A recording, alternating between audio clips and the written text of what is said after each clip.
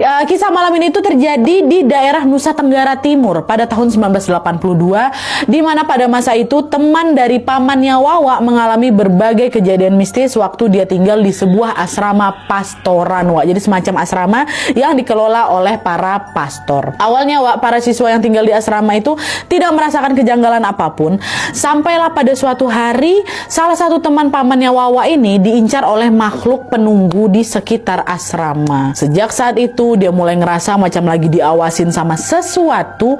Dia ketemu sama sosok jadi-jadian, dia diteror dengan suara-suara aneh, sampailah puncaknya dia mengalami kejadian tragis yang disebabkan oleh si sosok itu. Penasaran gimana kisah selengkapnya? Jadi tanpa berlama-lama kita langsung masuk aja ke ceritanya ya.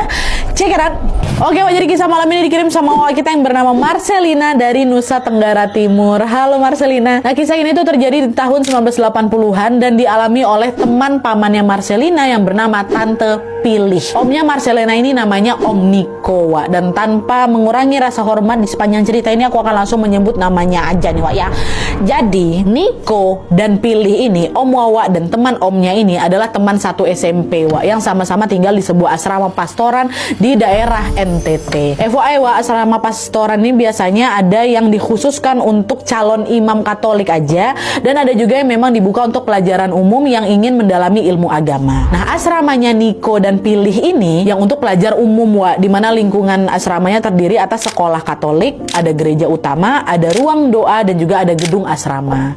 Gedung asrama di sana, Wak, terdiri atas asrama putri dan juga asrama putra yang letaknya berdampingan. Asrama putri itu dijaga oleh Suster Korlin namanya, sedangkan asrama putra dijaga oleh Romo Johan. Pilih tinggal di asrama putri tentunya, tepatnya di salah satu kamar di lantai 2 bersama dengan Maria, Sinta, Rina, Elis, dan juga Yohana. Jadi satu kamar itu ada 6 orang.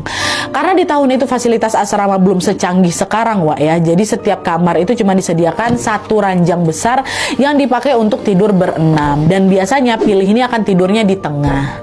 Di kamar itu juga nggak ada meja kursi untuk belajar dan juga penerangannya juga masih pakai lampu minyak lah kayak gitu. Nah, selain fasilitas kamarnya yang minim, Wak, bangunan asrama dari asrama ini juga masih dari kayu. Jadi suara-suara dari luar itu gampang kali tembus ke dalam. Dan kebetulan juga kamarnya Pilih ini dekat dengan tangga. Jadi kalau misalnya lagi ada yang jalan lewat tangga itu, suara langkah kaki yang injak tangga itu pasti kedengeran jelas dari kamarnya Pilih. Tapi karena sudah terbiasa, Pilih sama 5 kawan yang lain juga ya udah nggak ngerasa terganggu, Wak. Bahkan Pilih udah ngerasa nyaman kali tinggal di rumah itu atau di kamar itu gitu. Nah, selama tinggal di asrama, Wak, Pilih ini selalu mengikuti setiap kegiatan dengan baik. Setiap pagi dia akan ikut doa bersama dan langsung pergi sekolah. Nanti siangnya mereka belajar kelompok